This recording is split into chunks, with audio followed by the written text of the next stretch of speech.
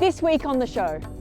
Having a blast in Iceland. Someone asked me if that was sped up. It's not. It was just like a steep slope. That was crazy. Chewing the fat in southern Spain.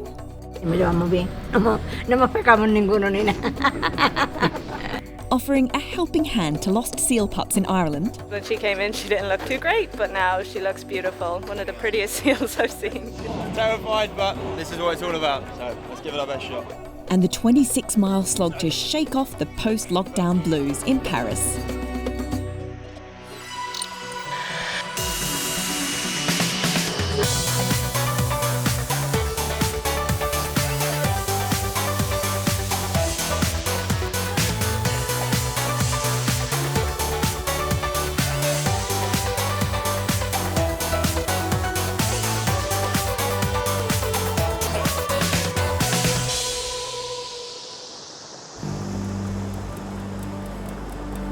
Hello and welcome to Iceland, the little island that did very well against COVID, fighting very aggressively from early on, and now is welcoming visitors back to its shores. And in that effort, it's had a little help from a rather unexpected and very volatile source. Volcanoes are the rock stars of Iceland. What makes you feel good? Or at least a cool place where rock stars can shoot their music videos, which is exactly what Icelandic rockers Kaleo did during this year's eruption. Why don't you love me? And like all good rock gods, this volcano was fiery, unpredictable, and above all, knows how to put on a good show.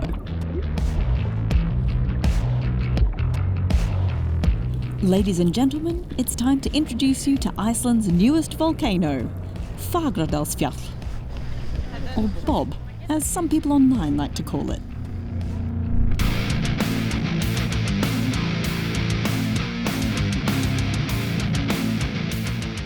But what's in a name? It's so new, it hasn't even received an official title yet. It's windy and it's raining, but it's beautiful. Since March this year, this hellraiser has been burning up social media and news outlets across the world. Since travel restrictions lifted, over 300,000 people have flocked to Iceland to see the longest volcanic eruption in the country for over 50 years. I wanted to see this natural phenomenon for myself. Oh, look at this! Wow! So I headed up to the site with guide and self-confessed volcano chaser Marco Di Marco. I was so excited. I was waiting an eruption in Iceland for basically, I don't want to exaggerate, but basically all my life. Even though there were no rivers of fire, the lava fields are out of this world. Look at this place. It looks like the surface of an alien planet. And all they want to do is clamber up there and explore. But apparently the rock can be actually quite thin and brittle, and there can be pockets of lava underneath. So if you walk on it and you fall through, you're in real trouble. So it's not a good idea, unfortunately. What a brilliant place. Marco grew up in the shadow of Mount Etna on Sicily, which is where he found his passion for volcanoes. He's spent most of the year guiding tourists around Iceland's latest volcano and has been documenting the eruption for himself. These people are just coming to watch the lava flow. To watch the eruption, yeah, to basically just attend the festival. That was the thing. Like all of these people are just sitting like they're watching a performance or they're at the theatre or something, but it's nature on show. Like taking pictures, basically, like when basically lava was approaching, so they realized it was too hot, they started like backing up. I was like, okay, just wait a sec. We think of a volcanic eruption as being kind of a disaster, but here it's almost entertainment. It was totally entertaining.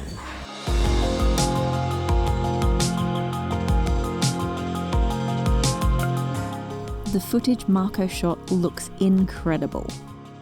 Someone asked me if that was sped up. It's not. It was just like a steep slope. That was crazy. Yeah, look how fast it's moving.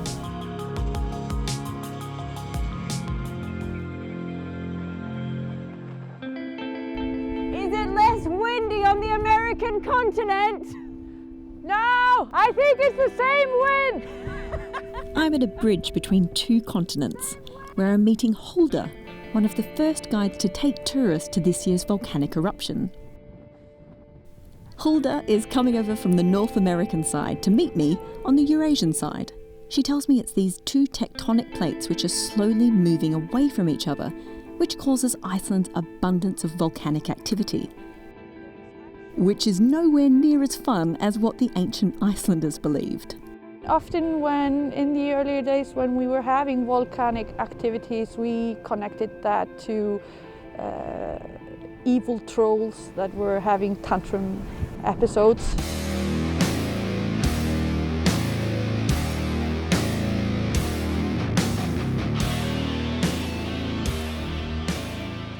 Who could forget 2010, when many of our travel plans were grounded by an ash cloud caused by an Icelandic volcano?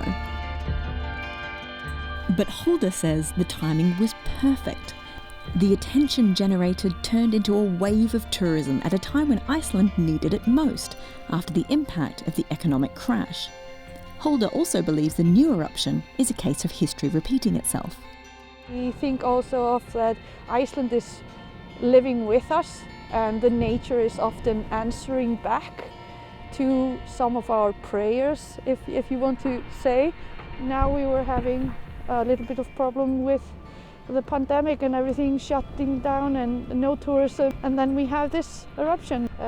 It is absolutely necessary for us to create some ways of income, and this is the means of Iceland actually helping us. As we've seen recently on the Canary island of La Palma, it's Mother Nature who holds the cards in this game.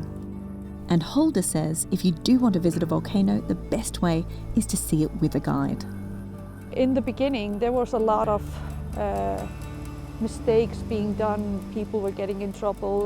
The routes were difficult, and the weather was treacherous. And I think that everyone here in Iceland just got caught up in making this more safe and more accessible for people, and in that way to have guided tours up to the volcano.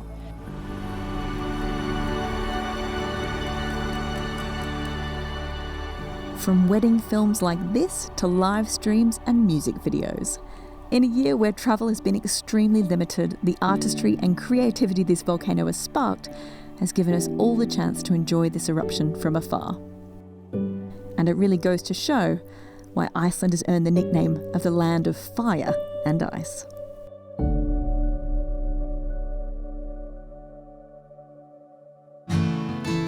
We all love a good chat, a chance to while away the hours catching up, gossiping, or just having a good old chinwag. At first glance, chatting might seem a strange thing to add to Unesco's list of intangible cultural heritage, but it's on a list that already includes Neapolitan pizza making, Finnish sauna culture, and a grass mowing competition in Bosnia and Herzegovina. Here's why charlas al fresco, roughly translated as outdoor chatting, might stand a chance of making the cut.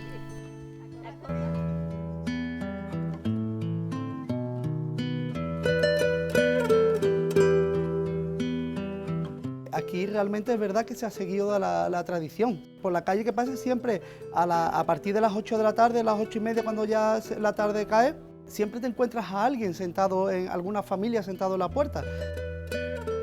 Venga, vente aquí. Vente aquí. Ven acá, chiquita. Mira, vente. Queremos conseguir que la Unesco nos declare Patrimonio Inmaterial de la Humanidad, porque en Algar se ha seguido esta tradición y que las redes sociales no acaben con una de las tradiciones más populares, que es la charla al fresco. ¿Qué es lo que está pasando ahora? Que las redes sociales están acaparando todos los momentos del día, y que lo que queremos es que la convivencia entre familias, entre amigos, entre vecinos, vuelva otra vez a la calle. Bueno, soy Francisco y por sillas y de asientos y las maderas, bueno, todas las sillas, vamos. Pues estas son las antiguas sillas que se sacaban antiguamente a la puerta, y cuando se iba al zoo y se tomaba el fresco con ella en la misma puerta, vamos. Sí, esta que no tiene asiento es una silla que es de mi madre. Ella tiene 50 años y se la había reformado ahora. Desde que me conozco, siempre se ha hecho en la calle, vamos. Yendo a hacer zoo, ya todo el mundo a sentarse en la calle al fresquito, porque ni había aire acondicionado ni nada. Y en este pueblo hacía mucha calor de noche, mucho, y entonces los trabajadores, los hombres cuando venían del campo tenían que sentarse a la fresca y ya se fue haciendo. Se llenaba de criaturas en la calle. Yo me fui a un lado para ver cómo era un lado. Hace 2 años, antes de la pandemia, organizamos una zambomba, cada vecino traía cerveza, vino, empanada, igual aquí, otras 50, 60 personas y hasta que alargara la noche, en pleno invierno. ¿Y el marido? Que viene la vecina, hombre, también. Mira, ¿y la vecina?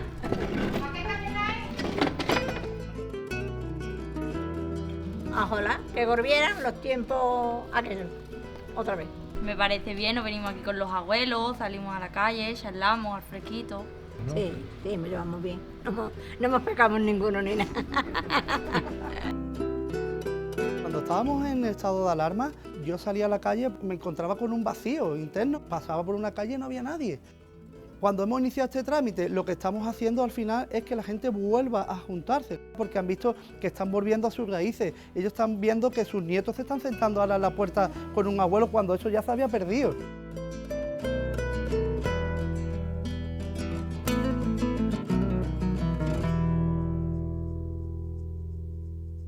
Still to come on the travel show. We meet Galaxy, the seal pup who's embarking on her biggest adventure yet. This is it. It's actually going to happen now. You've got to go put yourself in the right mindset. And we're at the Paris Marathon as one competitor takes part to clear up his post-lockdown blues. So don't go away. Right, we're off to Ireland next to meet some of its cutest residents. But seal pups that live around the coastline have been having an increasingly difficult time. More frequent storms are causing larger numbers of baby seals to be separated from their mothers before they've learnt to fend for themselves. We've been to meet a team of mostly volunteers who've devoted their lives to the rescuing and rehabilitation of lost seal pups. Meet Galaxy.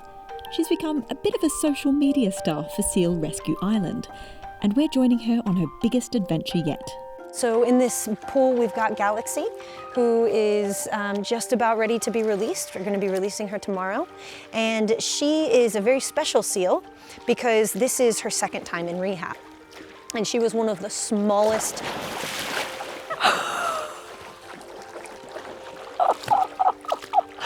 I just got soaked. Galaxy the seal battled through the centre's ICU and is the only seal they've ever rescued twice. But why is it that seals like Galaxy even need to be rescued? Seals come into us for many reasons. They get trapped in netting, and then we also have orphaning.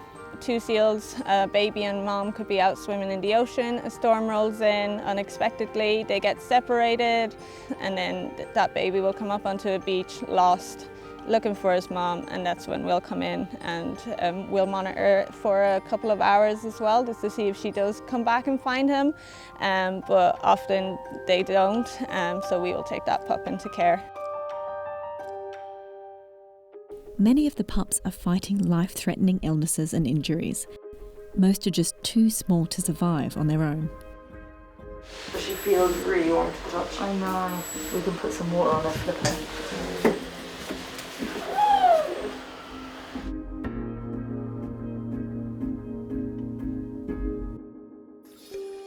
Seal Rescue Ireland's income relies heavily on its visitor centre.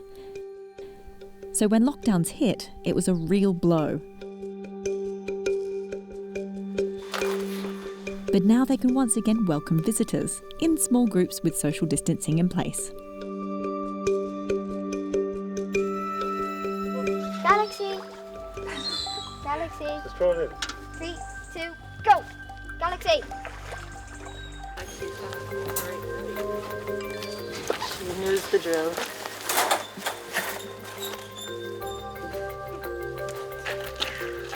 The time has finally come for Galaxy to return to the sea. When she came in, she didn't look too great, but now she looks beautiful. One of the prettiest seals I've seen. and she's happy and she's ready to go.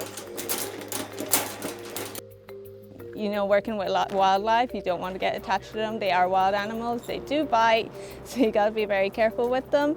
But you know, you've seen them go through this whole rehabilitation journey with them. You experienced all of their ups and downs, and then just seeing them finally go back is it's just really rewarding to watch. Is it a boy or a girl? It's a girl. It's a girl, yes. Lovely.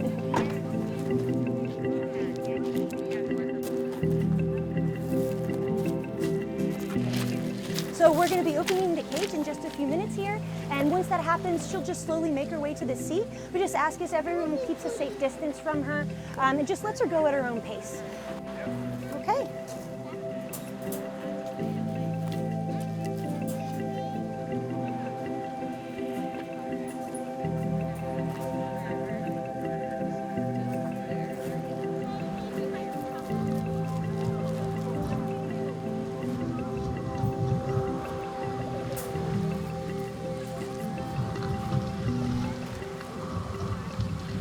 This is kind of what we need to keep going.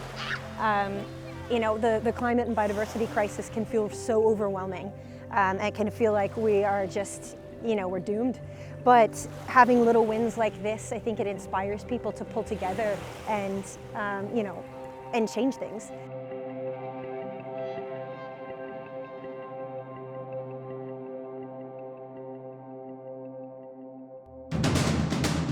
Now, you may recall last month we caught up with Freddie Pearson, a graduate from London. He's had struggles with his mental health in the past and says the lack of travel during his last 18 months has had a real impact on him and his friends.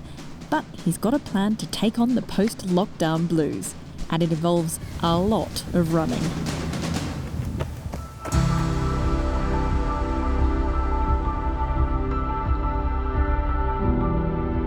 I think young people have really missed being able to travel and go to new places. For a lot of people, they've been looking at four walls for a lot of their days, or in the same space, and every day has kind of merged into one, which has made things difficult. To go and run around Paris, I'll be honest, it feels like I'm in a movie. It is so beautiful, there's so much going on, there's such an amazing atmosphere. Last one in the bag before the marathon. So I'll start up by the Champs-Élysées, go past the Eiffel Tower, go along the Seine and all the amazing landmarks in Paris. I just feel so lucky to be here, given everything that's been going on over the past year. So, big night's sleep ahead of me and raring to go.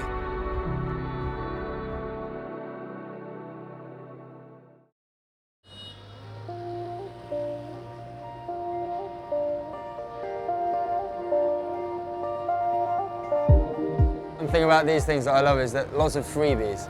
They've stopped. They've stopped. I was the last one.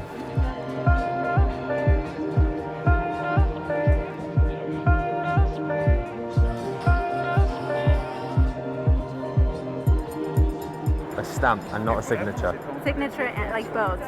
What time is this closed? What time is everything open till? Until 6. Thank you. There's one.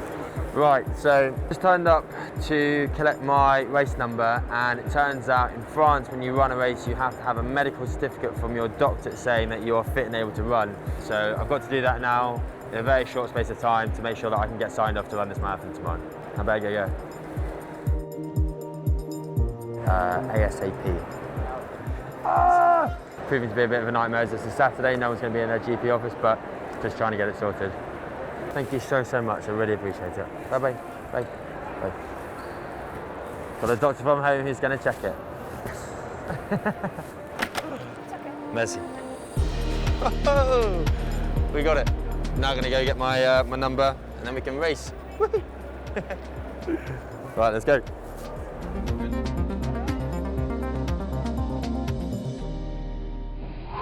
So it is the morning of the marathon. The nerves are starting to set in just a little bit, but they're good nerves.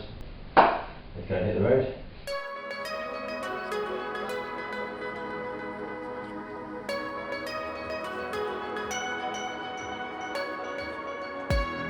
As you start seeing all the people coming out and all the signs for the marathon, it does make you realise this is it.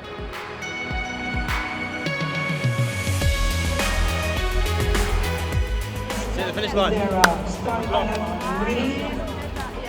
So again, about 2 minutes. I'd be lying if I said I wasn't absolutely mortified at the prospect of this, but here to get busy living after a year of a life of standstill. But I mean, look at this, we're in Paris.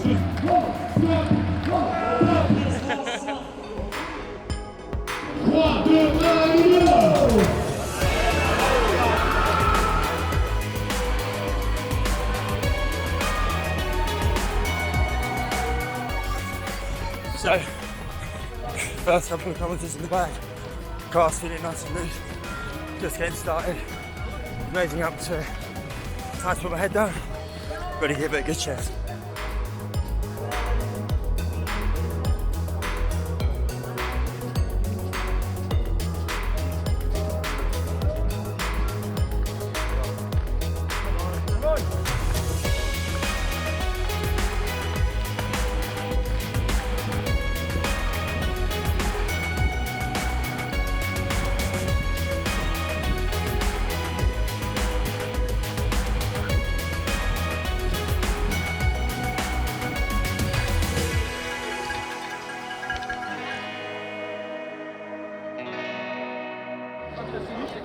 Everything about that was absolutely brutal.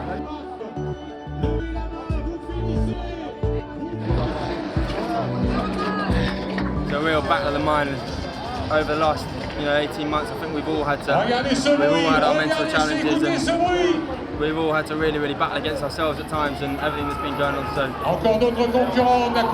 an amazing thing to do. I couldn't recommend it more to anyone. That is not pretty. Finishing time, 3 hours, 2 minutes. Oh, let's go get a beer.